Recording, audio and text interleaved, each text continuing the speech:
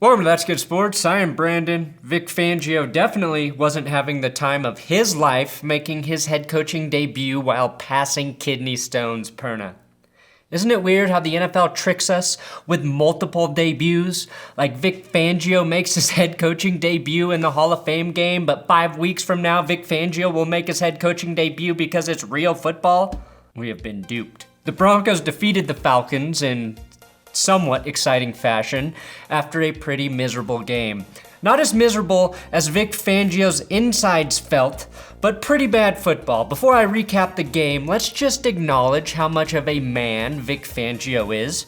Here's Tony Dungy describing the pain of kidney stones. Oh, gosh, I cannot believe he's out there. I had one in 1988, the most pain I've ever been in. When I heard about it, I said, there's no way Vic will be able to coach tonight if that hasn't passed. But he's gutting it out. The best description I found of what trying to pass a kidney stone is like came from Baby Dave 13 on Twitter, who channeled his inner Leo Tolstoy when he typed, "If you've had a kidney stone, it's an excruciatingly painful condition where a piece of waste material takes forever to be ousted from your system, while literally shredding your dick from within."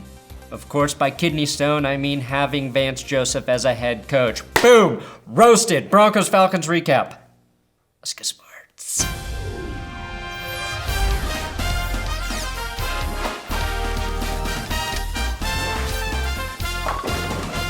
And I would like to ask you to join me in supporting the Broncos head coach by unifying and boycotting Cold Stone, Stone Brewing, the movie Stone, Emma Stone, Stone Phillips, Stone Cold Steve Austin, and of course, Game of Thrones for glorifying Stone Man. Okay, maybe if I bend down here. Oh, no, that makes it worse. Fuck. Also, the 8-bit helmet shirts are now available at the That's Good Sports store. There should be like a little thing down here on YouTube you can click to go to the store. There's a link in the description. I have the whole AFC West available actually right now. A lot of you have asked for this design. I have purchased the design, and now it is available to you. Also, quick shout out for SingBoy1390, who I promised to shout out 2 years ago once I hit 100,000 subs. Didn't think I would hit 100,000, so I didn't think I'd have to keep this promise, but the term promise keeper was invented when God looked upon me after I was born. Promise kept. Now first, and most importantly, don't read too much into the Hall of Fame game, which is just a glorified practice. A glorified practice that the Broncos fucking won, baby. Suck it, Atlanta. Suck it, Atlanta. That's how you react after you've been deprived of football for so long. And yeah, Brett Rypien for MVP 2019 and beyond. He threw the game-winning touchdown, not once, but twice. Did I say Rypien or Rypien? It's Rypien. Credit Vic Fangio for going for it on 4th and 14, and Juwann Winfree for catching the game winner the second time with great concentration, even though a seasoned receiver would have caught the ball the first time when it touched his hands, and a seasoned quarterback would have put that ball in the corner of the end zone for an easy catch. But this is what we have to work with right now. If you did watch this game, a few things became apparent quickly. First, Kevin Hogan got the start because he definitely has outperformed Drew Lock, I think, thus far. The bright spots for the Broncos were 99% defense and running back Khalfani Muhammad. And the Falcons may have found their third back to trio with Devonta Freeman and Ito Smith in Brian Hill. This is Hill's 4th year in the NFL. He was on the roster last season, but may finally get a chance to be a consistent contributor now that Tevin Coleman is in San Francisco. Joe Flacco, even on the sideline, was stealing the show. I saw a bunch of people tweeting about how he looked like Razor Ramon, and since I couldn't figure out who tweeted it first, as everyone was stealing it from each other, we shall credit me as making this comparison. Now, prior to this game, we all speculated as to why Drew Lock wasn't getting the start. We blamed politics, but it turns out he needs a lot of work, and he looks like zero pro wrestlers, which doesn't help. Fangio was not bullshitting us, and I think that's what we need to know moving forward. Vic isn't going to play the BS game with the roster. He will start and play only the guys who have earned it and the guys he thinks are ready, and it's totally fine Locke isn't quite ready. That's why Joe Flacco is here. It's what the preseason is for, and usually the best quarterbacks suck in their debuts. And their second debuts. Peyton Manning and John Elway are great examples of that.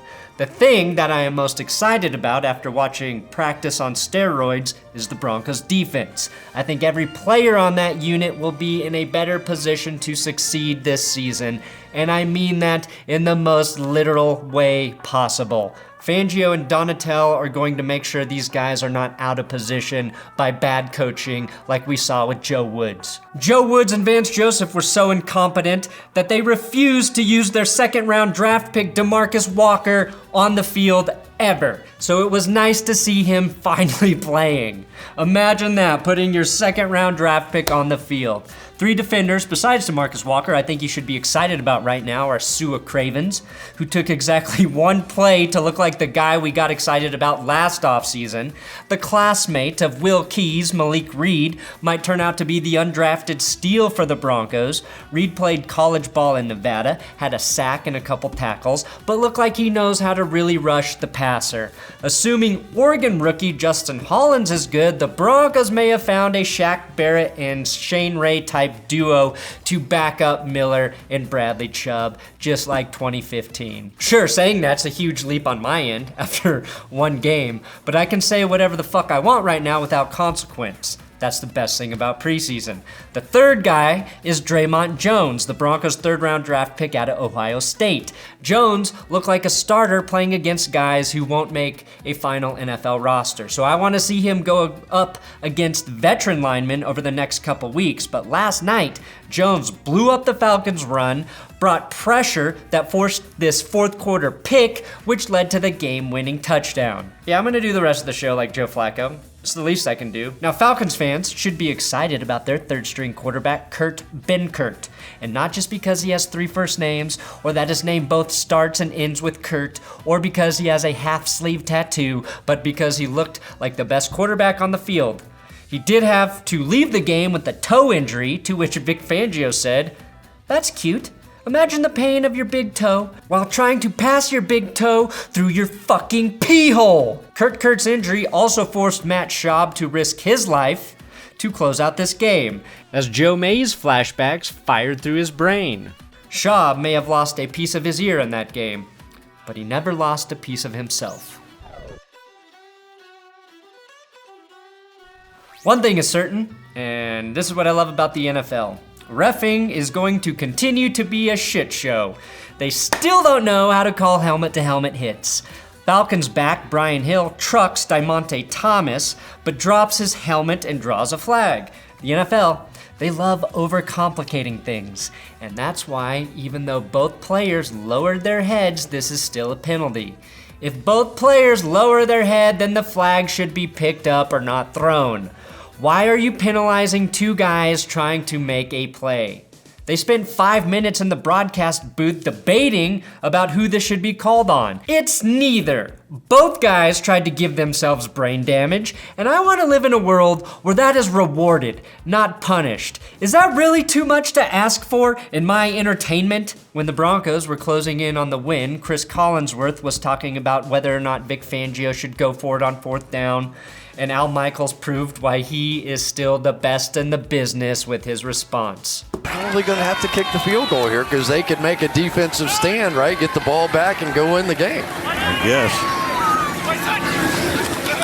Al needs to start giving one super sarcastic, I guess, every game. Wow, what a great throw by Tom Brady. Yes. There's just no way you can block Von Miller with 1 lineman. Yes. Tonight's broadcast is brought to you by Guess. guess. Drew Lock did not look good in his debut. I'll chalk Lock's performance up to nerves and timing. What stood out was seeing him miss some deep throws, which with his arm is the thing I thought he'd be good at right away. The killer was the throw he was just a little late on, that he couldn't float to streaking running back Khalfani Muhammad. This is the play we see the Patriots feast on. The running back on a linebacker mismatch that Brady always hits. And then I shit on him by saying every quarterback in the NFL can make that dumb throw. So I stand corrected. Every non-rookie quarterback can make that throw. If you want a good quick breakdown of Lock, check out Baldy Breakdowns. If you can get past the fact that he calls Noah Fant Noah Font. A Noah Font here. You want Font on a linebacker. I think you'll appreciate his evaluation. Plus, I just trademarked Noah Font and it looks like this. The last play Baldy discusses, he calls Lock's best throw, which was dropped by David Williams, which was a big problem for most of the young Broncos during this game. Fant had a drop, Langley muffed a punt, and Juwann Winfree. Winfree had a drop. You get a drop, you get a drop, you get a drop. It's appropriate because his last name is Winfree. Even John Madden's weird talking head gets a drop. If you're gonna take the time to do a 3D animation of Madden's head, just bring him back into the broadcast booth. Right now, the two strongest areas look like defensive line and running back for the Broncos. Theo Riddick is joining the team, and Khalfani Muhammad was doing a really good Philip Lindsay impression last night. Basically, if Philip Lindsay wasn't from fucking Colorado, he'd be Khalfani Muhammad. Both guys are 5'7", which for a call is really, really small, and both are explosive. If you watched Game of Thrones, then you know to become a call, one must perform tremendous feats of bravery, daring, and ruthless killing in war to become a call. Calls were also masters of the horse, the greatest fighters on horseback the Seven Kingdoms ever saw. So it's fitting Call Muhammad become a Bronco. Now Denver plays the Seahawks next week, and we should get to see more of the starters on the field, even if it's just a series or two. And hopefully by that time, Fangio's insides have ridded itself of that jagged little pill trying to pass through his urethra.